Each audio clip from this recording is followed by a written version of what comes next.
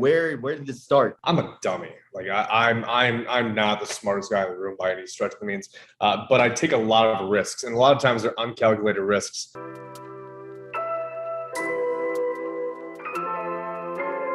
What up? Ladies and gentlemen, standing at 5'8", weighing in 175 pounds. He is the world salesman champion. Honestly, the greatest sales guy I have met to date, Mr. Collin Butterfield in the house. Shit, man, those are some big shoes to fill. I'll have to crack a halfway decent one-liner once or twice today, but let's get this thing cracking. I love it. So guys, unreal. I got Collin Butterfield in the house. I met Collin, actually, I can tell you exactly when I met Collin. It was 10X, year 2020, right before the world collapsed. And that was the last big thing before. That was literally, and it was a massive event. Dude, couldn't go out in a better way. That night, it was Tyson Fury, Deontay Wilder, and it was Chainsmokers, I think. Chainsmokers, and then we saw John Travolta and Kevin Hart and Dana White. I mean, The only thing we missed was Donald Trump, because they had Donald Trump. The only thing we missed was Donnie, but we were up close enough that we saw Logan Paul, we saw Mike, Quavo, Mike, Brandon Marshall. I mean, no, dude, it was honestly the craziest experience I've had in Vegas. I've been to Vegas a few times, and that was the best experience. So, guys, I've known Collin for 2 years, going on 3 years now. And the reason I know Collin is because I've known his business partner for almost 4 years now, Dan Tiemann. And Collin, I want to take it back a few years ago. I think I told you, the way I do these podcasts is, whenever you onboard a new team member, whenever people want to get to know you, whether it's your clients, whether it's your new team members, whoever it is, a lot of these people don't know your story. They get to talk to you, they see you online, they see this handsome fella with a beautiful girlfriend traveling the world, but they don't really know how you got to this point because, take it back 4, 5, 6 years ago, this was not the case. You didn't get to live this kind of life before. And I want to take it there, man. Like, where did this start? Are you the person that went to college? Did you graduate? I actually don't know much about you as well. So I know you're a buddy of mine, but we're going to dive into this today. Let me give myself a time limit and set myself for about a minute and a half. So like what the bullet points that I want to get across to people is that I'm a dummy. Like I'm not the smartest guy in the room by any stretch of the means, but I take a lot of risks, and a lot of times they're uncalculated risks. But I've gotten fairly good at throwing caution to the wind and figuring shit out along the way. And so I come from what we of course call around here in Chicago is the South Side. Now we are no longer in the South Side. We're no longer in Kansas anymore, but that is where I grew up. That's where Dan grew up as well. And it's a very everyone's blue collar, everyone's cop, everyone's fireman. And there is not much, the best people in the world, but there's not much bigger thinking happening. And just like most people's towns, it's not to sound unique, but I went to the same high school as my business partner. We weren't we were acquaintances, not like a buddy. But then I went to school. I got a pretty good ACT score, which is what we do here in the Midwest, not the SAT. And I got somehow an academic scholarship to DePaul, which is pretty close to here. And by the time I sat down for my first class, which, believe it or not, my major was accounting. And I sat down and I was like, I knew within 30 minutes that was not for me. And I have been, and Omir knows this one, I've been a pro wrestling fanatic since I was 4 years old.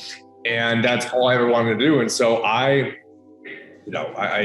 went through a few hoops to then try to gain a tryout with a fairly top-notch pro wrestling camp.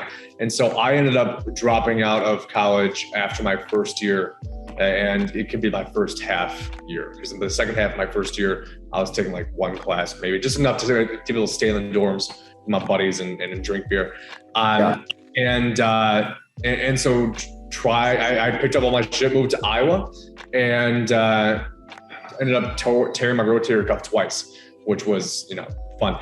And then from there, I was hit at a crossroads of, okay, do I go back to school? I really don't want to do that. I'm into working out. I'm into the whole fitness thing. Let me just get a job at a gym and see what happens. So did that, I saw that the personal trainers were making more money than I, and my mother would be the first one to tell anybody that how I learned to count was counting money. And I was like, okay, well, I want to do the whole personal trainer thing. But then I saw, okay, that you need to get X, Y, and Z certification, this and that. So I found the cheapest, lowest barrier to entry certification I could possibly find.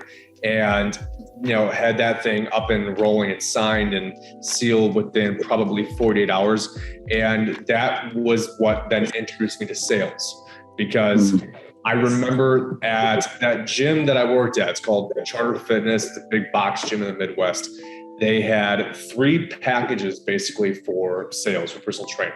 I'm going to ballpark here, but it was like a 12 pack, a 20 pack, and a 48 pack. So I was like 48, that's the big one.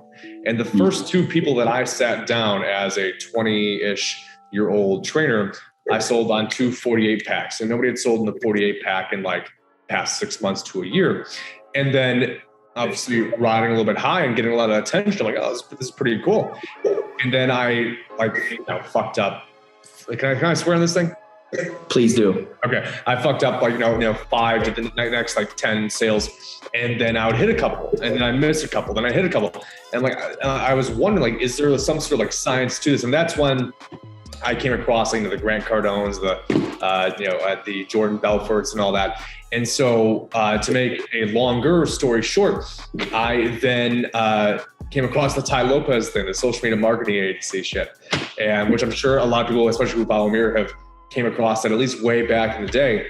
And I didn't know dick about Facebook ads, about anything digital, but I saw that there were people looking my age-ish going out there making a lot of money. And so I got incorporated, did the whole thing, and started a company around social media marketing and did basically door-to-door sales, built it up to a 6-figure run rate, ended up signing a merger deal at 23 years old that allowed my company to vanish overnight because, I was young and dumb.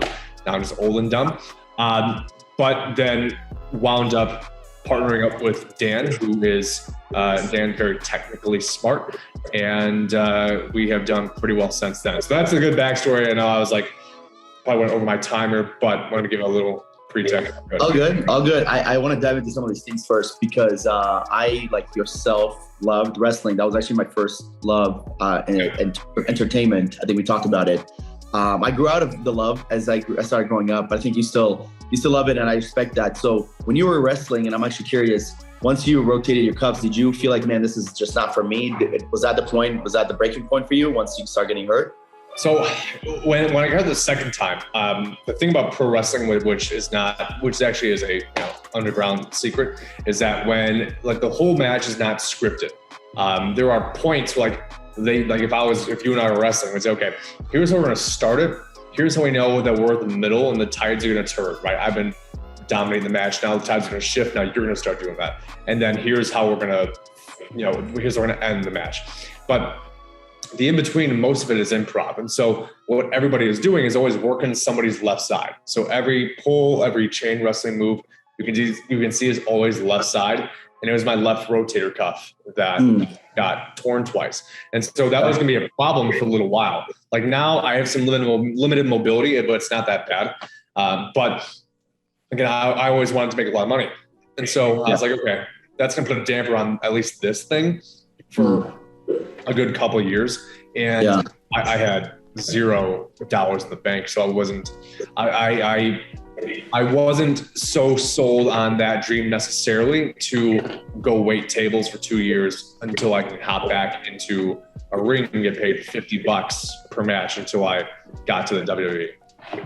Yeah, it's crazy because as you start growing, as I started getting older, I think my younger self loved wrestling because it was entertainment. Then I started growing up and I was like, oh, this is gay. They're just, doing the weird shit. And then I started getting older and I started getting into interviews and I read a little bit of Chris Jericho's book. I got into Kurt Angle and The Undertaker, all these guys. And it's literally, these are some of the greatest athletes ever. And we just don't look at them like that. We're, the athletes we look at are LeBron James and all these other guys. But it's so toxic, taxing on your body. And you, the same thing that happened to you, I guarantee happens to most people. And then you made the transition into personal fitness. Obviously you're still in shape, you still work out. And What was that journey like? Like you started selling, did you ever want to become, because you're 20, how old are you right now? 27. 27. So this is 4 years ago, 4, 5, 6 years ago, right? So I got into the fitness business, I guess 7 years ago. So when I was 20. Yeah. Did you want to stick in and you start making more money and like started getting, did you like, every time I talk to personal trainers, I'm always curious if they ever wanted to go the route of signing like big clients, like The Rock. Yeah. Just make an example. Yeah. Was that ever a consideration, or you were like, So I never had the, I never had the in-depth of expertise with that. You know, like I was very good at this. I was very good at motivating people and whatnot, and making the workout enjoyable for somebody, and selling the lights out of whatever gym that I was in. But I never had the desire to get so granular on like the biomechanics of being worthy of, training a Dwayne The Rock Johnson.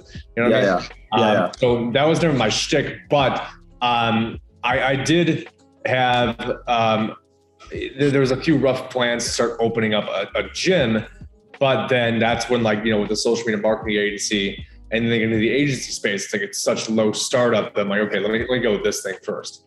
Yeah, it's interesting you say that, because we literally started with Tai Lopez as well. We met Tai Lopez in 2019. I remember that. Yeah. Yeah. So that was cool. Great guy. Honestly, I've met him at three different events. I've had a pleasure of speaking to him twice, like pretty in-depth conversations. And bro, he's a great guy. Honestly, I don't care what anybody says. When you treat me right and you treat people that I know right. I don't mind what you do. So I'm assuming you saw his ad, you got into it. What was the niche you went after? What was your first like marketing? Were you going after everybody? Did you have a niche? Now, this is where I stopped talking as much, because I'm like, okay, I've been going on for like the past 3 minutes, and then they pause. Yeah, man. So that was a trip. So I was 22 at that point in time, probably second half of 22. And, I was so over the top enthusiastic sales. Like I was like very, very Grant Cardone salesy, which anybody who watching this, there's nothing wrong with that, but that's just the place that I was like in life, Mm-hmm. And so what I did is I joined like 3 chambers of commerce, like locally. I went like very much that grassroots route. Like technical skills is not my forte, And so what is my forte is just going around shaking hands and kissing babies and doing that whole thing. So I joined a BNI, a business networking initiative, if anybody can correct me on that. Yeah. And there was one on the north side of Chicago that being young and dumb, I would literally get up at like 4:15 a.m. to make it there like 7 a.m. because of rush hour traffic. And I think I maybe at the very most got like $1,000 out of like 3 months of doing that. But like that was the reps that I was putting in. And so I would drive my car around and bang on random doors, random chiropractors doors, random nutrition shop doors, like random anybody doors, and just try to get appointments. I'd walk in with donuts. I do the whole shtick, right? So it actually built to a point where we were doing about 15, 20K a month, and it was a shit show. Like if you gave me like, which I'm not gonna do it right now, but like if I had like 5 minutes, I would pull up a video where I had like a little mini boiler room happening with like kids my age that were like my buddies or buddies of my buddies who were trying to get into sales. They were interning, and I had a little office in my hometown, and we were all making like, 100, 200 dials a day. We're like 22, like ripping shots like in that thing. And again, built to like 15, 20K a month. And to make a long story short on that piece, I had some subcontractors who I was having fulfill my actual services. And I got strung along so bad. And it's 100% my fault. Everybody watching, never blame somebody who gyps you. It's on you for not recognizing that. But I was strung along that they were this big agency, had 100 some clients, had deals with Maserati and Blaze Pizza and all this shit, and they were taking a good chunk, 30% of my contracts, and I was taking 70. But again, at that point in time, I'm taking 70% of contracts, low overhead, was pretty good for a 23-year-old, and so long story short, I ended up flying over to where they were to sign a merger deal with those 4 gentlemen. So I was gonna be the 5th inside what I thought was this, pretty sizable agency. And so, yes, I was going from 100% owner to 20 whatever percent, but it made sense that they had all these clientele, right? And so the second that I swiped the pen, what ended up happening is that the only clients they had were the ones that I brought over. And so overnight, like that whole thing was gone, right? Because I went from making pretty good money at 23 to absolutely nothing as I was about to move downtown, but obviously couldn't afford then at that point. And so then I moved to some other place in the South Side, 3rd floor above an Irish bar, which was actually just great, a great time. But that was a pretty valuable experience in that always trust but verify. Don't get too jaded, because that's going to affect you in trusting other fantastic partners you can have at some point. And don't be that guy that doesn't trust anybody, because that's bullshit.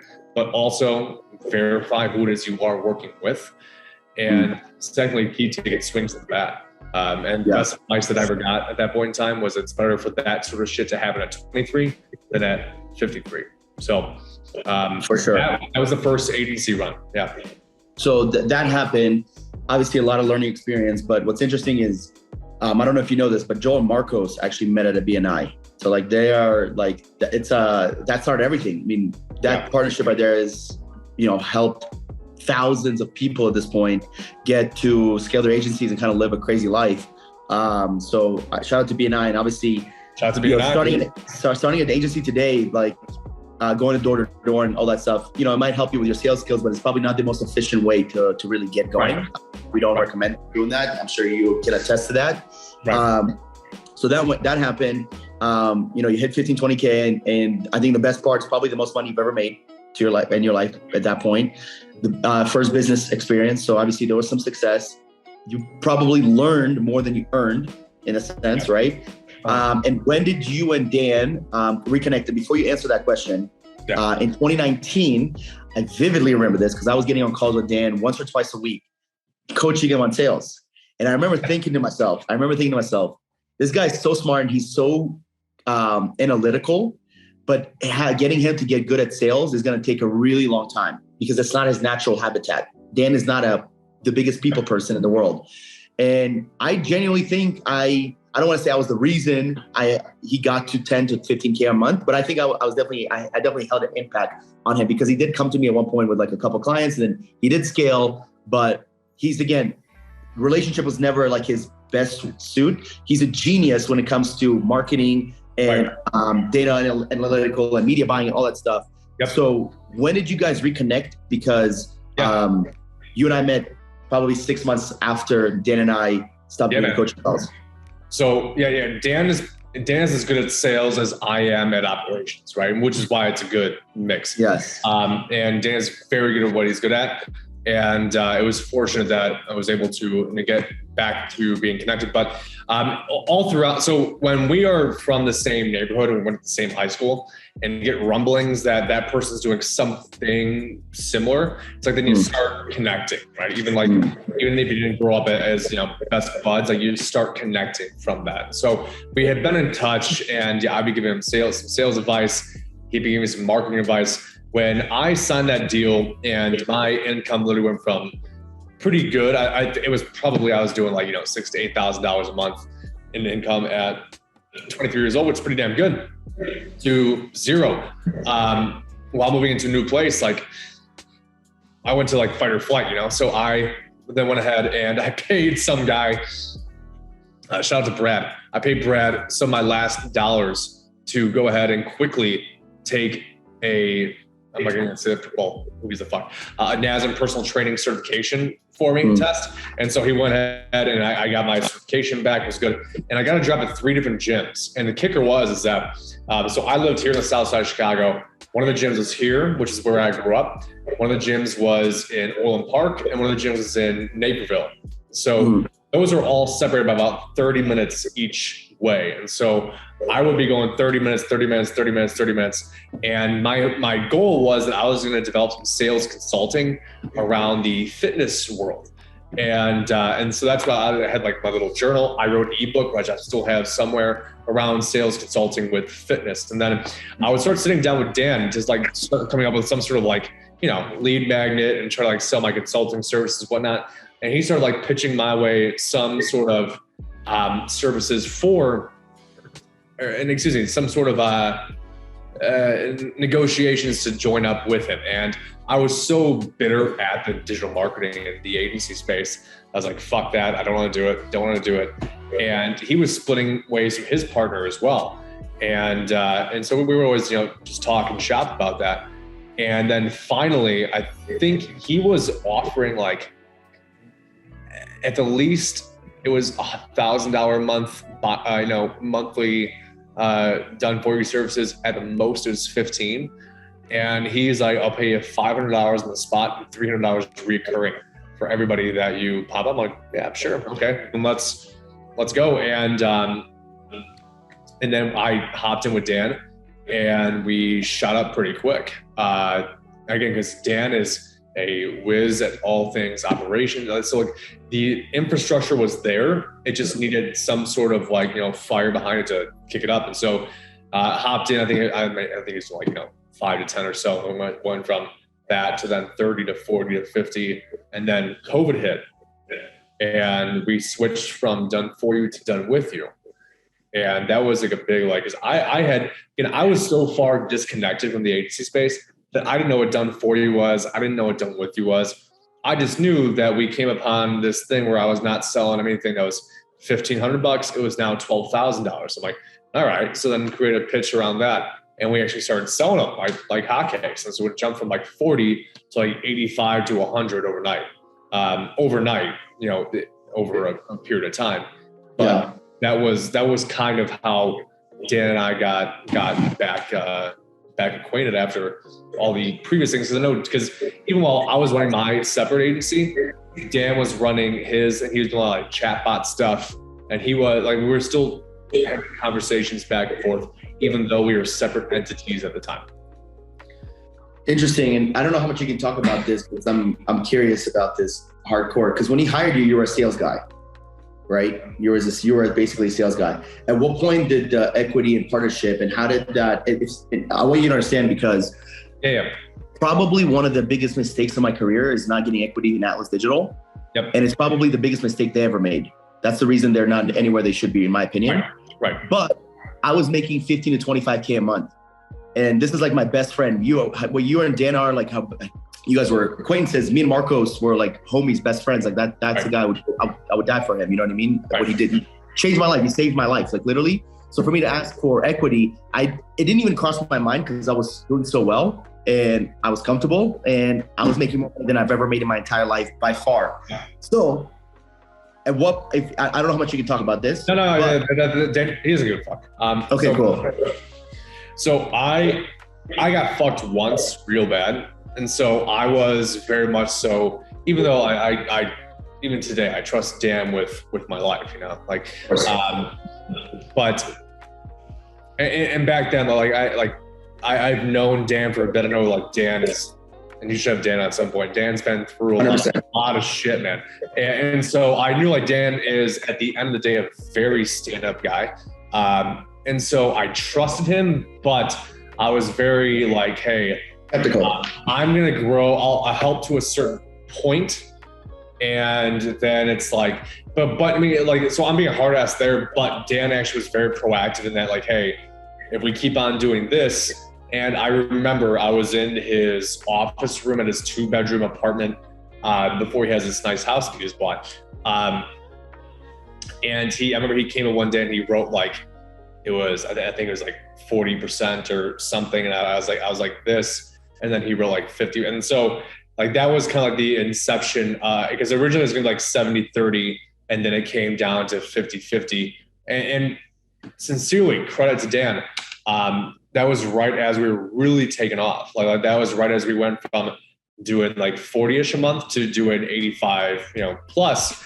And that is when he gave more equity, because a lot of people would try to lowball you. A lot of people would try to, they would try to take more credit than what they should be. And he was not. I mean, Dan's always been, as much as Dan, I think has some family, Omir, that might be living next door to your family way back in the day, maybe. It's funny. He's great when it comes to that stuff. Colin's trying to say Dan is a Jew, but he doesn't want to say. I don't know how PG-13 we're getting on the show. We're rated RX, baby. Okay, so here is a question. I might clip this. If there's a sales guy watching right now that's been in the company for, let's say 6 months to a year, and they've sold tens of thousands of dollars, helped the company scale from 30K to 50K to 60K, maybe not to millions of dollars, but they've definitely helped the company scale. How do you bring the conversation up about equity? What would you do in their shoes? Because I think what helped you is the fact that you had a relationship with Dan. Dan wasn't a stranger, right? But I think what also kind of prohibited you is that you and Dan weren't best friends. Where it's, so what would you do in that situation if this is a guy that just got hired? They had no previous relationship. Yep. How would you go about that? I would do 3 things. Number one, and this is all going to be, hey, if I do this needs to be written down. What nobody does in this space, at least it's very, sounds prevalent as it should be, is people don't like to get things in writing in this space. Yeah. So I would take an old school business route. I would get things in writing. Like, there's a gentleman who's not going to see this, but he is by far the best natural talent sales guy I've ever met. And we're going to give him some sort of profit sharing thing way down the line once he hits X, but because he's demanding things in writing, which he deserves. And so if you deserve that, you need to have a sit down conversation to get things in writing, but don't be an asshole about it. Things you can contribute is obviously have certain revenue markers where if I hit X in terms of my revenue generated, then it will result in Y. Like, have that down pat. If you've already hit that, then they know that if you leave, because at that point, if you've done X, Y, and Z for a company, you generate a shit ton of revenue. They know if you leave, they're fucked, for at least for a little while. So you have some power to then not be an asshole, but to say, hey, look, I've clearly helped us get to here, so I deserve X. Secondly, I don't think anybody is better at it than Omir in terms of building a brand and being an entrepreneur within a company. If you can do that, that is so incredibly valuable. Like, it is, I can't put it into a 30-second spiel. So the 2 things besides just revenue that you can focus on to then be able to grab more equity and profit share, and profit share first, equity second, maybe, because most of these companies don't sell. So profit share is going to be contributing to the brand, meaning your own, and contributing to the product, which would be a lot. If you contribute to the product, that's worth a lot of money. But if you contribute to the revenue, and you've already done so, then you have a lot of room to be able to talk. Because the misconception is that salespeople are a dime a dozen. That might be true, but closers are not. And if you can close at a high rate, you're making it rain, then you have a lot more room to talk than you think that you do. Yeah, I think that's something that most people don't take advantage of. And again, I say to everybody that I talk to, obviously made a ton of money. I have my own business now. Things have worked out. Thank God. That said, there was 2 things that I wish I did differently 3-4 years ago, or even 2-3 years ago, is start having the equity talk, number 1. And number 2 is build a brand within a company. I did do that with the second company I worked for, but man, if I did that with chiropractors back in 2018, 2019, I probably would have made an extra 100 to 200K in commissions. So I tell it to everybody. So you hit it on the hammer. I love that. I think it's just having the conversations in the first place. I think that would be huge. I think a lot of people like myself avoid that conversation. They don't have that conversation, and they always look for more money instead of finding ways to be inside of the company. Because when you have equity, you now are a bigger part of the company, and you are also here for the long run, where you and I both know if there's a better offer across the street, better commissions, more freedom, you might look at that instead of stick at the company. So obviously you got good at sales, and your partnership with Dan really kicked off late 2019 and then going into 2020. You guys switched from Done For You, Done With You. I vividly remember this hardcore because I just met you. We became buddies, and obviously we're now boys. And I remember seeing you guys rise because we did not make that decision. We stuck to Done For You. We're like, let's not pivot. And I remember thinking like we should have definitely pivoted. We should definitely sold Done With You and figure it out. But I want to kind of move this conversation to more of the sales part, which is your best habit and something you obviously do great at. You're so good at sales. Just so you guys know, if you're listening, Collin's so good at sales. It's the hardest thing for him to like let go. In like 2 years, would you agree? That's by far. Many reasons, of course, right? You have one of my best friends work for you now, Nate Sherman, who's going to overtake you at some point. But I've told you this. Once you find that person and you let go, it's game over for you guys in terms of scaling to the level you want to get to. If you were restarting your sales career today, Collin's 2022, May 31st, we're about to enter June, 6 months to the year. Where would you start? Would you go back to the Grant Cardone, Tai Lopez's? Is that something you would do, or do you have other tips with the way the market is today? So what I would do, if I was just getting into sales, and it's very time inefficient, but I would do the door-to-door stuff. And the only reason being is like, because when you first start out, you don't have the leverage of, grabbing a big, if you have the ability to grab a big opportunity to do so. And I had no idea what high ticket sales was. I had no idea. If I was 20 years old again, and I knew that this world existed, I would go balls deep in this. But the reason why I say door-to-door sales, the reason why I say in-person stuff is because if you get to the point where that doesn't scare you, where you have no problem shaking hands of 45, 55-year-olds and you're a half their age, then the rest of the shit's going to be easy. But with that said, Grant Cardone stuff, motivation, absolutely. I don't know if you originally shared him with me, but Jerry Minor is probably like that. Like I like a lot of the stuff that I come up with today, I'm coming up with, but like that Jerry Minor guy is fucking unbelievable. Like what I have seen shift, especially in the high ticket space today, is the straying away. What should I think is the best thing for anybody watching to do is to stray away from the pitching, pitch deck. Even though I think if you operate better with slides, then by me, like do your thing. By all means, yeah. But drifting more to posing questions and letting somebody sell themselves rather than coming up with a 20-minute monologue. I think that's the best thing people can do right now. That's where I'm getting most of my shit. And yeah, did that answer your question? Yeah. I think Jeremy Minor and door-to-door. I think if you can start at that, the problem is most people don't want to do that because it's the hardest way. It is the hardest way, yeah. And there's so much opportunity for not doing that. When you and I started, there wasn't that many agencies. Agencies was not, you started even before me. I started in 2018. It was kind of becoming saturated, but not nearly where it is today. I think if actually, I got a new thing. So if I knew this space, I probably would contact somebody.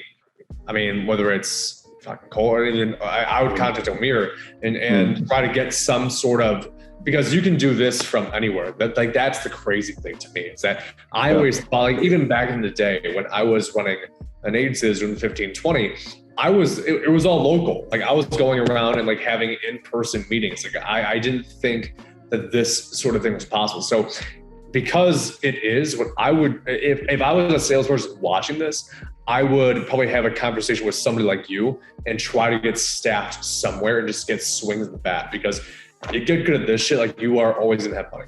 100%. Yeah, I agree with you 1,000%. What do you think in today's day and age, in the 2022, past COVID, we're a year or two removed now, I guess you can say. What do you think are the biggest challenges when it comes to sales? Do you think people are too comfortable? Do you think that the market is too saturated? Offers are not good enough. Pitches are not good enough. What do you think is the biggest challenge with sales? I think people make too many assumptions. I think people have, like, especially if you're on social media, because you're scrolling through and you're seeing like, you're seeing people commenting on X, Y, and Z, especially if you're in these spaces, then you are in X, Y, and Z Facebook groups, and you see somebody having X, Y, and Z objection, and you're having 100 people comment that it means this, this, and this. And so I sincerely think that if you can get beyond that and still have the person-to-person connection and put all the shit aside and actually, in a sales scenario, like if you're having somebody who is objecting to you and you saw some witty response on a Facebook comment, that's a great thing to have, like ready to go, but to not assume when you're in an age where information is overloaded and it's easy to assume things, rather be extremely present with the prospect, more so than 90, because when anybody hops on calls with me or with Nathan or even with Doug, who's on our team now, what they've shared with me is the professionalism. And I've asked, what do they mean by professionalism? Is that they actually listened rather than pitching their own shit. So listen, stay present, stop talking shit, and dig deep with the person rather than trying to spew a fancy catchphrase. All right, Alex, you're going to clip that. We're going to use that as a promo. Thank you. I always look for the part that I want to use as the promo. That was really good. That assumption and professionalism, that was literally perfect. Sitting today, Collin, where do you think that the sales world, I mean, you and I both can agree that sales is always going to be sales in the end of the day. Yep. But I do think that you and I have I know for me, I've only known it for 2 years, but I know for me, I've gotten really less salesy and a lot more relationship driven. Yep. Where do you think sales is moving towards the next 2 to 3, 4 years? Just from our perspective, not the agency space, but sales specifically, in your opinion. Yeah, man. And I could relate with you tenfold, because I probably can pull up a 2-year recording ago of me, and I was very like this and like that. I was way more in your face. And I think it's moving more and more towards very consultative. And the more that you can act as a doctor giving a prescription, the better that you're going to be. Because I don't think that the majority of people are going to be the doctor giving the prescription. I think the majority of people are going to be bouncing around from product to product, from niche to niche, from crypto to NFT to agency to whatever. And so I think the more that you can stick with one thing, get extremely knowledgeable of it, and be able to deliver it in a way that somebody can take it or leave it. You're just providing a solution. Whether they choose to use it or not is up to them, but this is the solution. I think that's where the future is going, because everything is available at people's fingertips. And so what's going to come down to is if people like you or not. And what do people like? They don't like over the top. They don't like down below, like somewhere in the middle. And so I think if I can put it into two kind of frames, if you can remain relatively neutral and make them laugh, then you're in a pretty good spot. Yeah, I think that I always tell people that, but some people are not funny. You know what I mean? Like if you tell there's certain people that just don't have the kind of humor that you and I do and can crack jokes. I literally can't tell you the most people that get on a call with me, I'm going to make them smile or laugh. I might not make you laugh, but I'll make you smile and make your day better. That's my ultimate goal is when I get on a call with you. Yeah, I want to work together. I want to partner up. I use certain lingo that they love. I get really good at understanding their language. And like, if I was on the other side, what would I want to hear? If I am a physical therapist, if I'm a chiropractor, if I'm an entrepreneur, an agency owner, what would I want to hear? But I think what you guys do a really good job at this is you guys are selling them before the call, right? They come on they go through the funnels, all that stuff. So they already built trust, and you guys have this plethora of PTs that trust you now. So I think it makes everybody's job, including yourself and your setters and Nate and all of them, significantly easier. So that's a great point, man. Cool. We're wrapping up here. We got about less than 10 minutes left. I want to dive into a couple more sales things, and then I do have one segment I want to go through with you. When you first started, what was for you the hardest part in sales, and what was the moment that everything started to click? Because it sounds like it was pretty fast, but I want to take it even before the physical, before the personal training, maybe even the wrestling. When did it start clicking for you that sales is, this is it for me, and I'm going to get really good at this? So these go hand in hand. So the hard part was the inconsistency, right? It was like when I'm feeling good, when I'm feeling like, in flow, then I'm going to perform good.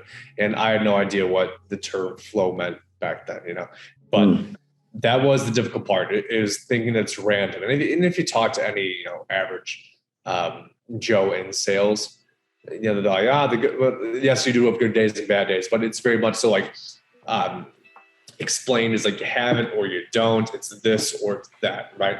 And so when it clicked for me and for anybody watching, like, I think there's better solutions out there. I love a guy, but when I came across Cardone U, and I saw like there was a process to it, and when it clicked, like, it's a skill set. It's like shooting a free throw. It's like I can learn better form of this free throw, and I can take a whole bunch of reps and continue to get better at it. That's when I was like, oh shit, okay, this is the thing that I want to get really good at. And what really then helped me out, especially with teaching it, is like, sure, are some people more naturals than others? Of course. I don't like either ends of the spectrum. I don't like the spectrum where you have it or you don't, or that there is no natural or non-natural. Of course there is, but it is 100% a skill set that anybody can learn, anybody can develop. And that is when it really clicked for me that, okay, I'm pretty sure I have a natural, act for this. And it's something that I can continue to build on. I was like, okay, that's what I'm all in on. I'm all in on this thing, and I'm going to see where it takes me. And so for anybody who's watching that, whether you're natural or you're not, it's like, it's something that you absolutely can get better at every single week. I love that answer, Collin, because there's literally a formula to this. Yep. It's out there. Whether you listen to Jeremy Minor or Grant Cardone or Cole Gordon or whoever it is, Collin, myself, there's literally a formula. We might have taken bits and pieces and made it our own, right? I know I did a lot with social media, and Collin, you do a lot. I remember you used to, you made fun of me for using a demo. You're like, you use a demo? It's like, bro, you've done 1,000 sales calls. And you kind of even ripped about it now, but like, there's a process. And I think the one thing people don't do is, I think sometimes people follow the process too much. They sound a little robotic.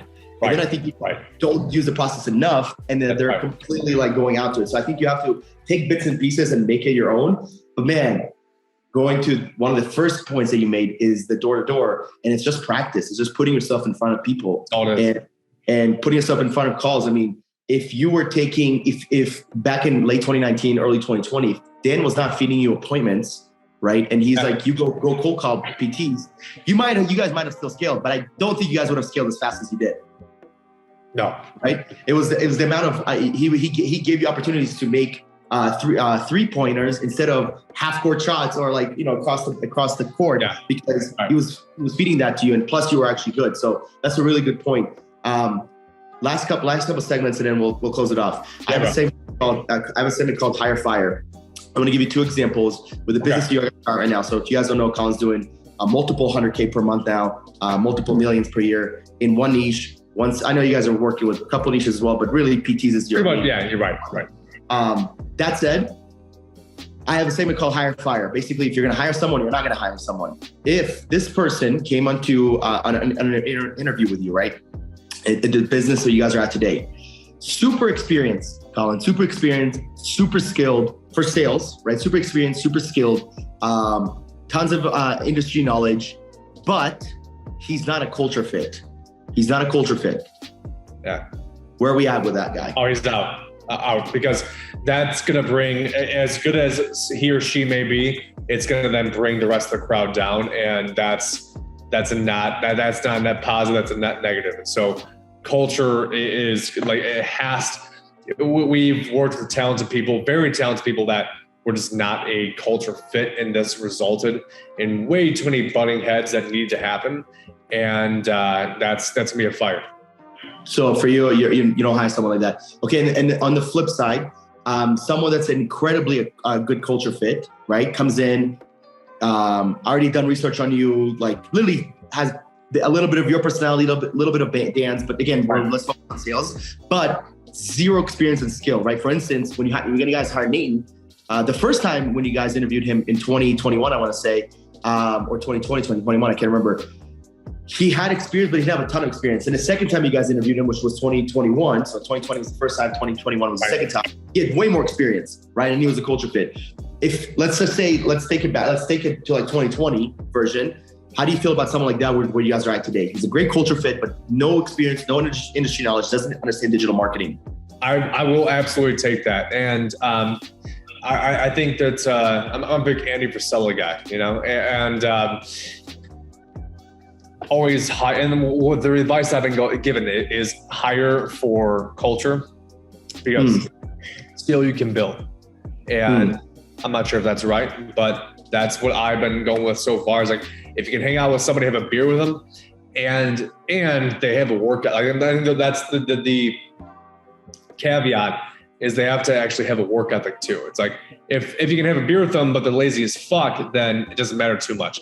If you can have a beer with them, they're willing to bust their ass and learn what you have to do, then that's a different story, versus somebody who is a killer, but everybody on your team hates them. Like, then I'm not too keen on that.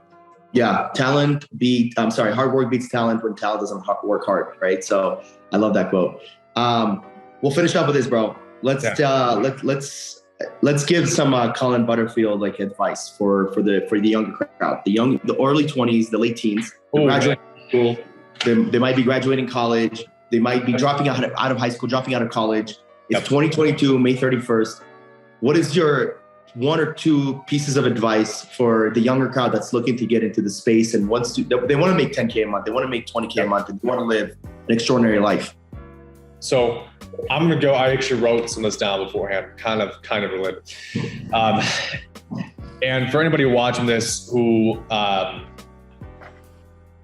is trying to get into this space, it's like, when you see on the gram, or you see on TikTok, like you see a lot of highlights, right? And I know that even this kind of play is played out, right? Where it's like, don't listen, but you're gonna go through some shit. Well, like me personally, like with all like, you know, family nonsense, this has been like the roughest 2 years that I probably ever went through, and while running $1 million company, right? And so you're gonna have to shelter yourself from a lot of storms that are going to come through. So stick to the things that you know are going to be true. What's going to be true? Learning sales as a skill set, learning marketing as a skill set, or operations is like getting really good at a few things, getting really good at them. And even when life happens, continuing to get good at them will pay dividends. It might not happen in the next 4 months, the next 8, but when the storm then starts to fade away, you're going to come out 1,000,000 times stronger than just about everybody else who did not choose to do the dirty work that you chose to do. So for anybody watching, I would say, continue following what this guy has to say, because I have never met somebody who is as fucking enthusiastic with bleach blonde hair as this guy. No, but in reality, as much of an entrepreneur, but then transitioned to entrepreneur as successfully as Omir. So if you're watching this thing, you're in a good place, and wish nothing but the best for you. Love it. Guys, Collin Butterfield, I'm going to plug your IG and Facebook below so people can connect with you. Honestly, genuinely one of the best salespeople I've ever met, but just even a better human being. And I appreciate your time, bro. And I know we're going to do this in the future. And Dan Tiemann, you're next, my friend. You will be on. Love it, bro. Thank you. Boom. Thank you. We're out.